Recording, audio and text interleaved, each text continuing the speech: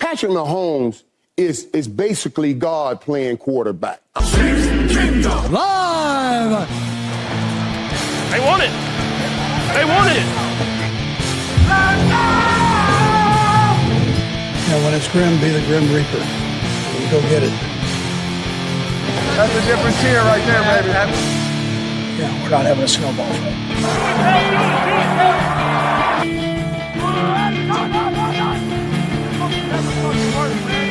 He'll get handled when he gets handled. We're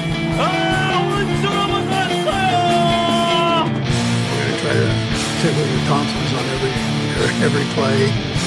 Touchdown! Kansas City! One of the greatest duos in the history of the National Football League! Patrick Mahomes to Travis Kelce! Do it live! Let's go! Sorry. You gotta fight for your right to party! Let's go. Howdy, Chiefs Kingdom. It's Wednesday. It's 8 o'clock. It's Chiefs Kingdom Live. Thank you so much for joining us.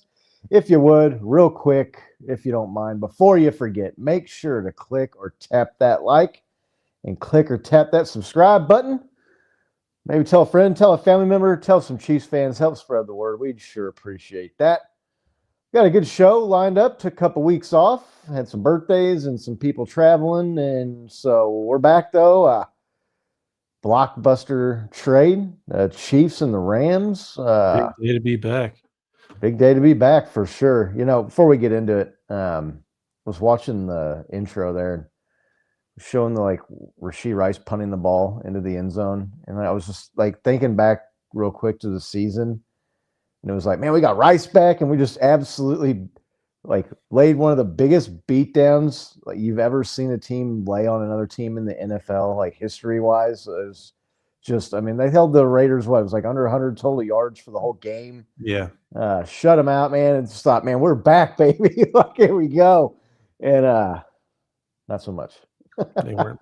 Raiders just were really that bad. Raiders were really just that bad. But before we get into the trade, Nick, I know you're feeling a little under the weather, but outside of that, how you been doing, man? Yeah, I'm good. I think it's just this dreary front that's moved in here and messing me up because it goes from 70 degrees outside to 40 degrees. But otherwise, I'm good, man. I'm good. Just getting through this off season here, waiting for the warmer weather. What about you? Just slogging through it too, man. You know, working and trying to. I mean, the NFL never stops, right? As far as news and being on the social media goes, but it's definitely been an interesting offseason. Longer than normal. Andy Reid has kind of talked about that, and Brett Veach, right? Have talked about it. It's we're not really used to this much time in the offseason, man. It's you're playing in the Super Bowl pretty much every year.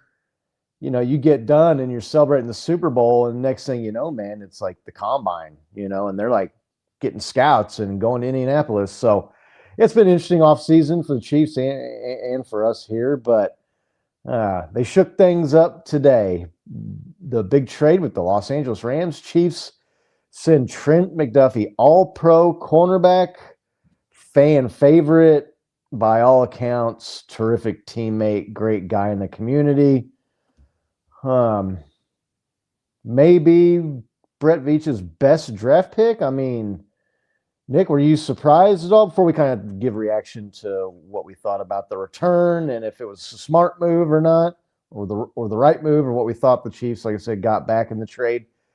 You surprised at all? There have been rumors and there kind of been smoke around this for several months, I want to say now, but shocked at all? I don't think shocked is no. I mean, I think that look, he's top tier cornerback, and I don't think the Chiefs are in a top tier cornerback money situation, right? They decided last year with the Karlaftis and the Trey Smith contracts, I think where they were going to go and where they're going to invest the money in the big contracts, and so I think we kind of discussed it then that it was probably not going to happen for Trent McDuffie, right? That they were going to, be looking, and they've had success a lot more success at that position, I think, than they have had in some of the other positions with drafting. So I think they feel confident in the guys they have in the system and their ability to identify talent there. So, so it wasn't, I mean, it sucks to see him go because he's really good, but it wasn't a shocker for me. Yeah, after the Tyreek Hill trade a few years ago, I guess nothing is going to shock me when it comes to this Right. team. But Yeah. man, Cole's in the house. Good to see you, bro. Hope you've been doing well. Appreciate you jumping in here. Yeah, no, definitely not shocked. I was a little surprised. I didn't think the Chiefs would get what they wanted. You know, like one of those deals where when you saw them let Charvarius Ward walk and go to the 49ers, and when you saw them trade L'Jarius Sneed, you knew there was the injury thing, and so it was kind of like they just wanted to get rid of him. And so, you know, they didn't get a whole lot in return, but they got something, and it was obvious they didn't want to re-sign him. So, yeah, you know, you mentioned them not paying cornerbacks. I mean, they never paid centers either until they paid Creed Humphrey. So I thought, honestly, that he would be back on the team, at least for this next year. I thought, you know, they could always do like the franchise tag thing, keeping him around for another year or two. So 5th-year option, right, for the being a first rounder. But so I was a little surprised, but definitely not stunned. The shocking thing to me was that they found someone that was willing to give up a first-round pick and all the other picks they gave up, the Rams. They send the Chiefs the 29th pick in this year's draft, so the Chiefs will have 2 picks in the first round, barring a trade out or trade up or something like that. Maybe they try to package those, but man, the first-round pick, and you got a 5th, and you got a 6th, and then you get the 3rd-round pick next year.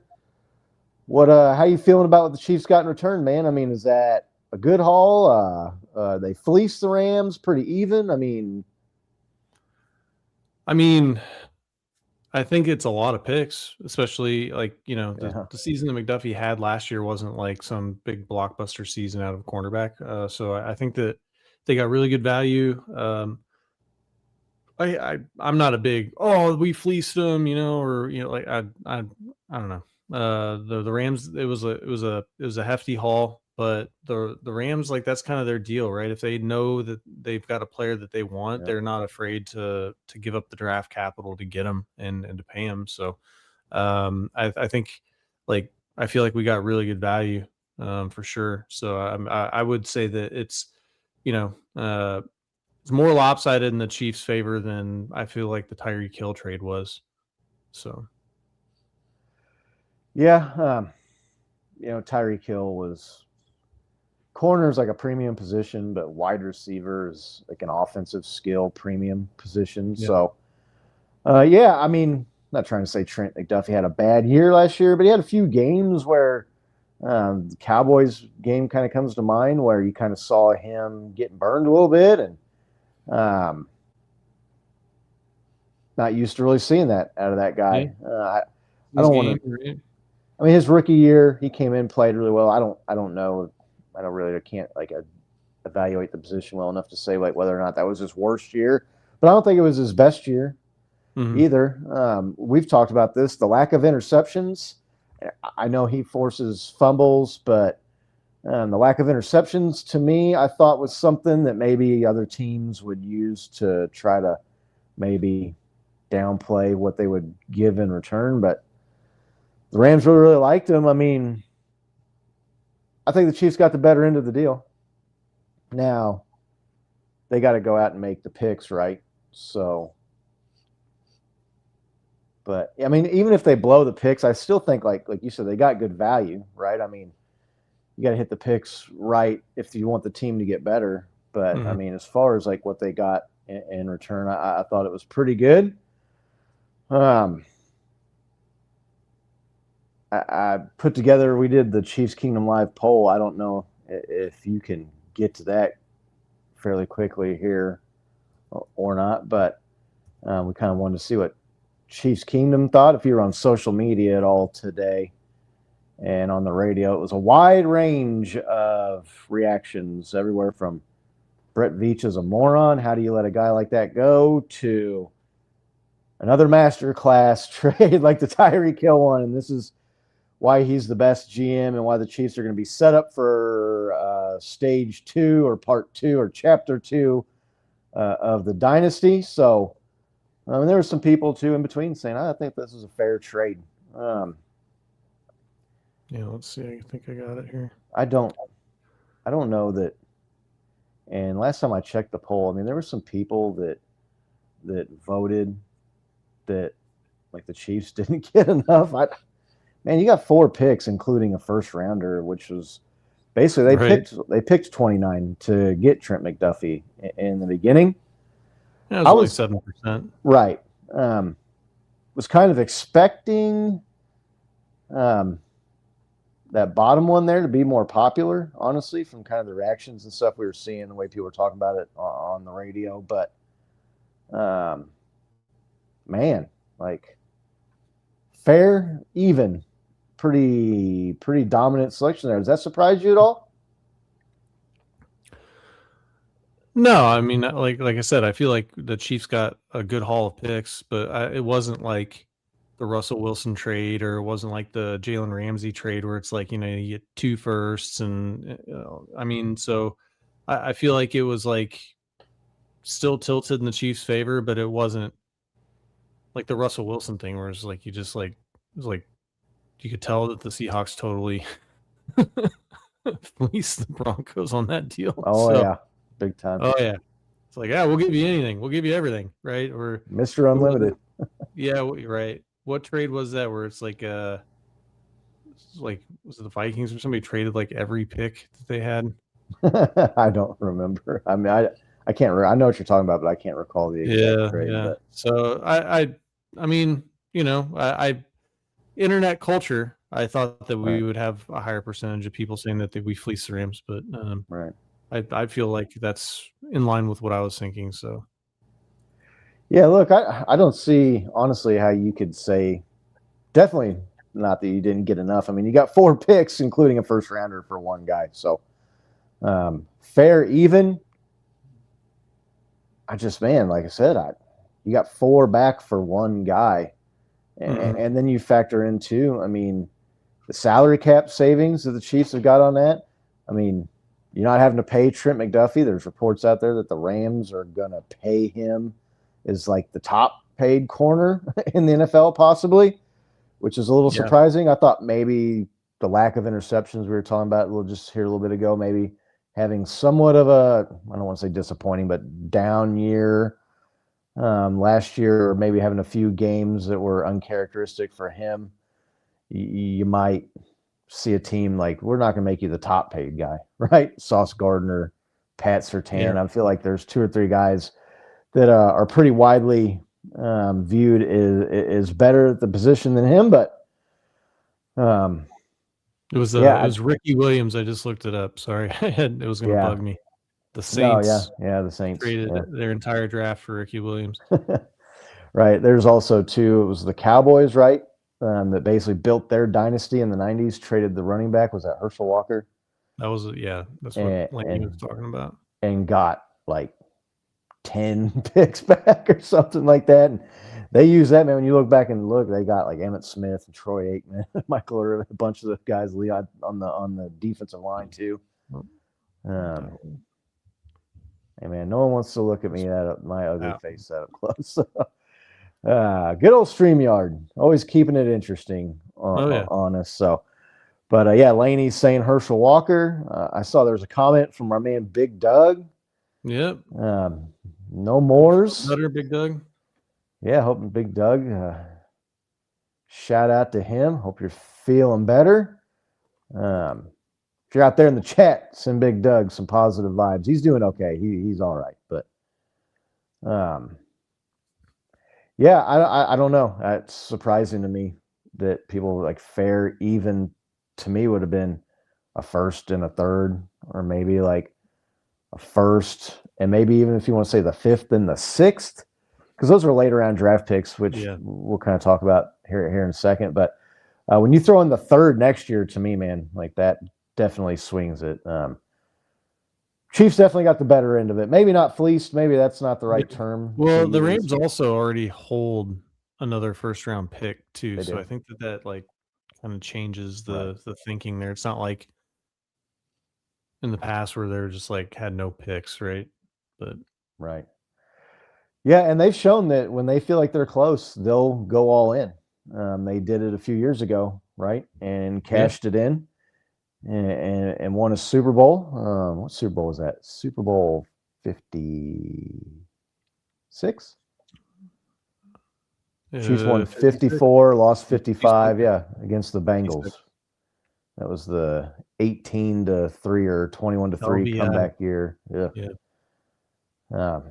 And that Super Bowl logo that year was like the perfect Chiefs colors. Those jerseys would have been sick. But, I think the Chiefs probably would have won that game too. But we're looking, man, it's going way back now, right? Like, we said Super Bowl 60. Was that really 4 or 5 years ago? Man, how time flies. I still remember sitting there like it was yesterday, and Chiefs were rolling, and then the Applebee's song guy came out at halftime. It was all downhill. It was over. And it was over. It was over. It was all downhill from there. So not just like the picks in return, but the Chiefs were really scarce on picks. Kind of a reload, retooling. I don't know if you want to call it like a rebuild. Maybe you'll call it a rebuild, Nick. But I mean, I think those picks are valuable too, man. Like, you can get a couple guys. Maybe if you were waiting, I know we don't want them to wait until the 7th round to pick a running back, but maybe they feel a little bit more comfortable picking a running back, maybe in the 2nd or the 3rd round, now that they get to pick past the 4th. Because before this draft or before this trade, they didn't have any picks on the 2nd and 3rd day there. So, I mean, how valuable do you think those are, and what kind of flexibility do you think that gives the Chiefs this year when they're looking to kind of shuffle the deck maybe here for this year? Yeah, look, I mean, I think now they have more draft capital than they've had in any draft in the last 20 years, I think I saw. And so it gives them a lot of flexibility to move up and get the players that they want. The later round picks are good, like negotiation chips, right? If you're trying to move up, and that's what the Rams did, right, to get McDuffie. So and then we've seen some productivity come out of those later rounds too, where we've got Isaiah Pacheco in the 7th round, and so I feel like they are pretty decent at finding some of these guys, and in the later rounds that can contribute and play. And look, I'm never going to say while we have Patrick that we're rebuilding. Sure. I think like they're just like getting a few extra pieces, and I really don't feel like the team was that far off last year. Right. When Patrick was playing, we just really needed a couple of key positions that that didn't perform. So the chief among them, right, pun intended, is was running back for me. So we'll see. I mean, Laney's saying they should draft Love. Yeah. If he's there at 9, I mean, now that you have another 1st round pick, maybe you feel comfortable. Yeah. And you could get a wide receiver or something at 29. Gosh, no, I still think that's too high to draft running back. But yeah, there's some people comparing him, man, saying that he could be like right up there with Jahmyr Gibbs and a Bijan Robinson, one of them guys. Saquon Barkley, a top 3, 4, 5 running back in the NFL next year. I still feel like, there's rumors like the Kenneth Walker thing. People are saying, oh, the Chiefs are one of the favorites to sign Kenneth Walker. I don't think you need to spend like that early of a pick or go out and pay a guy like Kenneth Walker himself was a 4th round draft pick somewhere in there. So I feel like you could get that edge and defensive end is another need. So maybe that if a couple of the premier pass rusher guys, it's kind of like a consensus 2 or 3 guys that they're at the top there. Bain and Bailey, maybe Woods, but after that, if those 2 guys are gone, maybe you feel comfortable enough to go wide receiver, or maybe you can go defensive line at that 29th pick. Maybe there's a guy that slips down that far. So yeah, definitely gives the team a lot of flexibility. A lot of people critical of paying contracts out to guys like George Karlaftis, guys, there's a lot of people saying, oh, well, they chose Nick Bolton and George Karlaftis over Trent McDuffie, or Trey Smith and Nick Bolton and George Karlaftis over Trent McDuffie. What do you think? I mean, those are three pretty good players people are talking about. And listen, it's how quickly we forget about the importance of the offensive line. Like, Super Bowl wasn't that long ago where the offensive line just really gave Patrick Mahomes no chance. He's coming off the injury, but now it's like people are paying linemen way too much money when that's protecting the franchise there. I mean, yeah, look, if the game's won on the lines. I guess the question is like, I think that the main one that I would question there is like, was Karlaftis the right move to keep for that amount of money? Could we have traded him and then kept McDuffie would be, I think, the question. Because I think they were the same draft class, weren't they? Yeah. Yeah. They so were. they're both in that first round. I think it was at McDuffie who got the Tyreek Hill pick, right? So yeah. So I guess, I didn't think about that earlier. This is just like another dividend from that trade. Yeah. All these picks. So maybe we did win the Tyreek Hill trade after all. Seeing as how we won two more Super Bowls and the Dolphins, right. or where they're at. But I mean, I don't know. I think that the line is super important. And it's not sexy to pick, and it's not sexy to invest your money there, but it's kind of like your retirement fund, right? Like, it's like, you gotta take care of that, or else, like, you're gonna right. in a bad situation down the road. Right. So I think that they probably made the right call there with the way where they invested the money, just because, like, the game is won and lost at the line of scrimmage, and the Chiefs have struggled there. And so when they had people that were performing, they're like, hey, look, we need to hold on to these guys. And I'm never going to argue with that philosophy. So. Right. Yeah. I don't know if this is a great analogy or not. You have to give me your opinion on it, but I mean, to me, it's like you can go out and spend X amount of dollars on a Lamborghini, which is cool. And Lamborghinis is, definitely a badass car. Going to turn a lot of heads.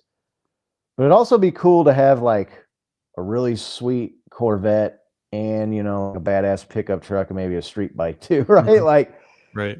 Spending all that money in one place when you spend it in two or three other spots, kind of divvy it up a little bit. And so maybe you're not, like I said, you don't have the Lamborghini Trent McDuffie in the secondary, but you've got a solid middle linebacker. You've got solid offensive line guys and an edge rusher who, listen, like George Karlaftis, it's not like he came out and had 2 sacks last year or something, right? I mean, he had a lot of pressures, didn't seem to have a whole lot of help on the line. Be interesting to see if maybe he can kind of jump up and perform a little bit better this year if he gets they got nothing really out of Charles Omenihu and Mike Dana this year. So I think the jury's still a little bit out on the George Karlaftis contract. But yeah, when you're building a team, you kind of got to think like that too. I just mean like $33 million a year is a guy like Trent McDuffie. I mean, do you think he's worth $33 million a year? Probably not. I mean, especially with the Chiefs system and the way that they've been able to crank out players. I mean, we saw what happened and I know Snead was an older player and he had some knee questions, right? But he got a contract to go to the Titans, right? And wasn't quite as good, right? And so sure.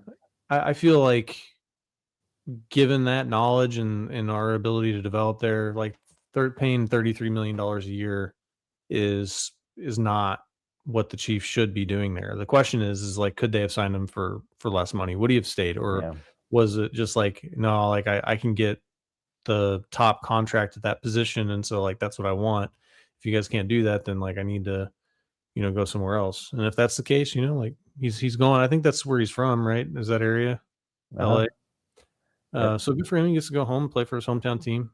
But yeah, Yeah. I'm not interested in the Chiefs paying $33 million for a cornerback. Yeah, I mean, maybe if you've got like and the Chiefs didn't do it with Tyreek Hill, right? I mean, I want to say that's kind of close to what Devontae Adams ended up getting, and then Tyreek Hill wanted that, right, at Yeah. wide receiver, and the Chiefs were like, Right. well, we're not going to pay that. I don't know that there's any position other than quarterback that's justifies or that you can spend that kind of money on. Maybe if you got a veteran playmaking Hall of Fame wide receiver and your quarterback's still on the rookie deal, maybe you can do that. And you're looking at saying, look, we don't have to pay the quarterback. We got, somebody like a Patrick Mahomes in his first 2 or 3 years. Yeah. Maybe then, but definitely not if you've got a quarterback on your team like Patrick or Joe Burrow or one of these guys. Josh Allen's making that big money. I don't think you can spend over $30 million a year on a guy in another position. So be interesting to see how that kind of unfolds. Free agency just got a lot more interesting for the Chiefs, right? Move a little money around on Patrick here, make a trade there, cut Juwan Taylor. Now they're saying that they could restructure Chris Jones and be $50-60 million under the cap. Just snap a finger, man. Salary cap, people say it's not real. I think it's a little bit more real than some people think it is, but in the end, it's so. I mean, there's just a lot of ways to easily manipulated. maneuver. It's still real. Right. But it's just how do you want to manage your money, right? Right. And the Chiefs have been good at structuring their big contracts to have like a lot of it convertible into bonus money, Right. so they can spread it out. But that carries a dead cap hit going forward for the next several years. So, and when the player leaves the team, like you have to absorb all of what's left. So, Right. so like the Chris Jones money is gonna hit, right? This is not all gonna hit this year.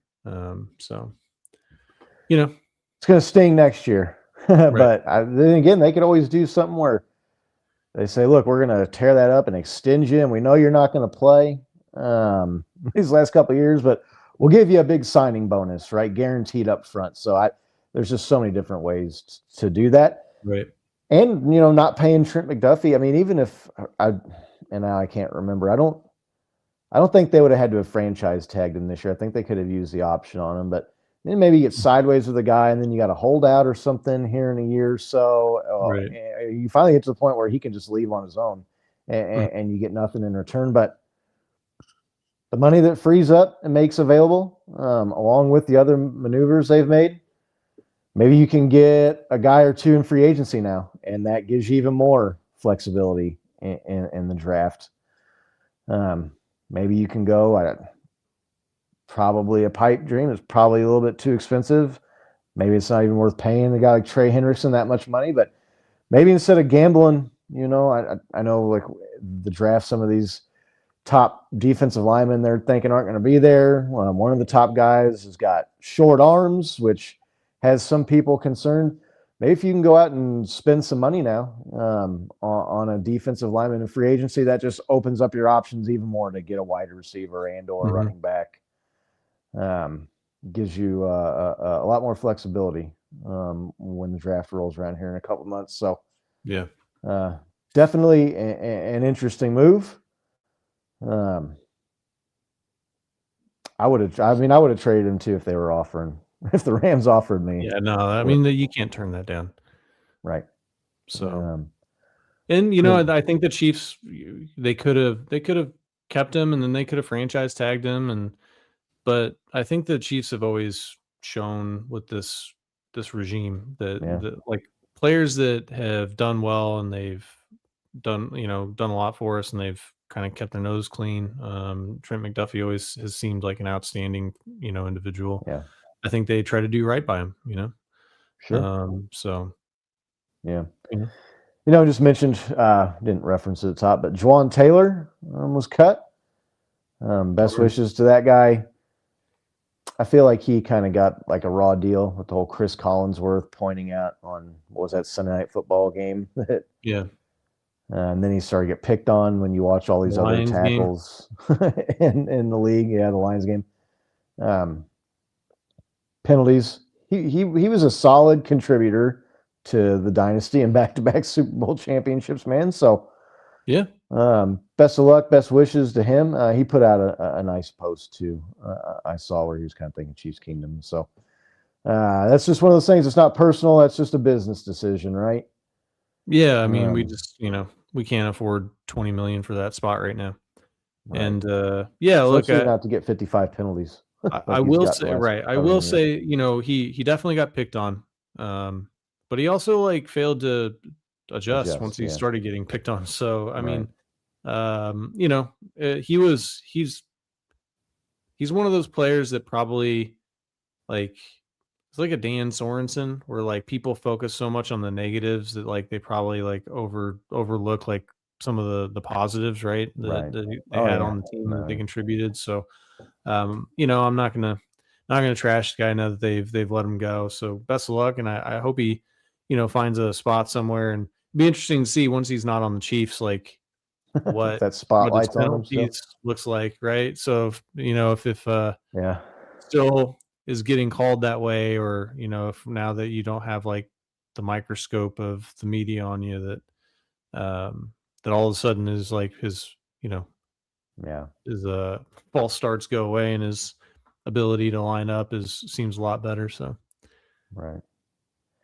Yeah, he made a lot of money. He got money and championships, man. You can't really complain about that. I mean, right? Yeah, he got a pretty good deal here in Kansas City, and that contract was always written to where they could get out of it this year at that number. That's the way they set that up all along. Yeah, it's probably the plan, right? I mean, all along, right? Everybody knew, so right. Yeah, especially now they got like Josh Simmons and they signed Jalen Moore last year. Like they kind of unexpectedly were able to get Josh Simmons in the draft. So Jalen Moore, maybe you think Moore will go over to right tackle? Oh, I think that's a plan for right now. But again, you got 3 more picks in this year's draft. You got some salary cap money freed up. I don't know that you want to go out and pay another $18 million. I think that's what Jalen Moore makes per year, kind of on average, to be a backup, or for Jalen Moore to be the backup at right tackle. But maybe you could draft a guy now. So yeah, it's a smart move by the Chiefs and by Brett Veach, and it just gives them a bunch of options, right? Kind of frees them up in multiple ways to try to get the team back on track next year. I really don't get this idea that it's like, oh, well, next year the Chiefs is a rebuilding year. Nick, you said you'll never say it's rebuilding with Mahomes. Like, they won 6 games this year. I keep hearing that. All these people on the radio and people on, oh, this is a 6-win team. This is a 6-win team. They would not have been a 6-win team if Patrick Mahomes didn't get hurt last year. Right. They were marching down with a chance to win that game against the Chargers. I think and of course, I kept saying that they were going to win out 2-3 weeks ahead of all that before he got hurt too, but that was against a lot better competition. They win the Raiders game, the last game of the year, if Patrick's not hurt, especially if they need to for like a playoff spot. I don't think they lose to the Titans. Right. Maybe they come back on Gardner Minshew through that back-breaking interception in the Chargers game right after Mahomes got hurt. The Christmas night game was close with Chris Oladokin out there. You got to think if Patrick Mahomes is playing. Against they got a lot better chance of pulling that one out. The AFC Championship game. So, right. So I mean, you're absolutely right. They're not that far off. Mahomes, they weren't going to win. They weren't going to win 6 games. Right. So, and Mahomes, people can say he's regressed or whatever, but they didn't win a game without him, right? Right. Not only that, they weren't really competitive. The Bills sat Josh Allen in their last game, and Mitch Trubisky came out and won or threw like 4 touchdowns. So, right, like the Chiefs roster, I think that's the one thing I would say where I lend some credence to the rebuild, because there were times where they look, the Titans, they looked like the worst team in football without Patrick Mahomes at quarterback, and so So I think that, it definitely showed some glaring issues. And it looks like they've taken some corrective action to fix it. So I'm excited to see what they can do. I'm excited for the draft and to see what players we get in. Yeah, same here, definitely. But definitely best of luck, man, and thanks, a lot of thanks to Trent McDuffie, man.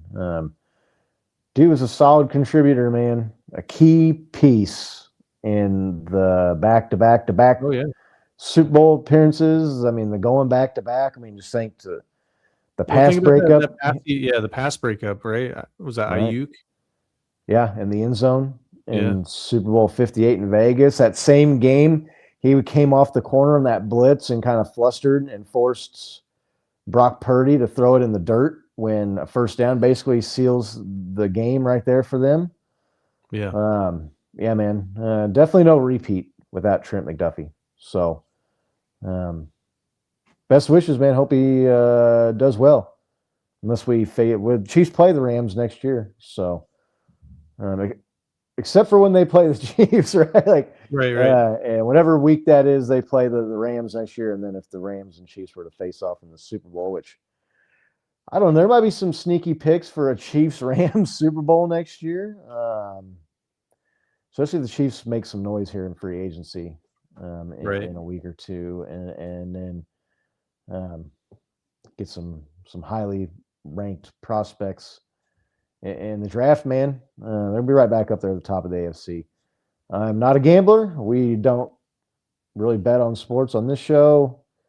We're not a Kalshi or whatever some of these DraftKings sponsored show is, but that Chiefs plus whatever it is right now to go to the Super Bowl, man, that might be an interesting. You got an extra $50 laying around here. You're probably not going to get better odds on the Chiefs going to the Super Bowl and win the Super Bowl in the Patrick Mahomes era than you will this year. So I think we're going to jump out of here a little bit earlier than we normally do. Like I said, Nick's a little under the weather, so I'm a little tired myself. Didn't sleep too great last night, but it was good to be back on here and chat with everybody. It was good to see Cole and Laney and Doug there in the chat. Don't know if we'll be back next week or not. It just kind of depends on what's going on with news and the happenings and the NFL and the Chiefs. But make sure you click like and subscribe if you're watching. We'd really appreciate that. Until next time, let's go Chiefs. All right, let's go Chiefs.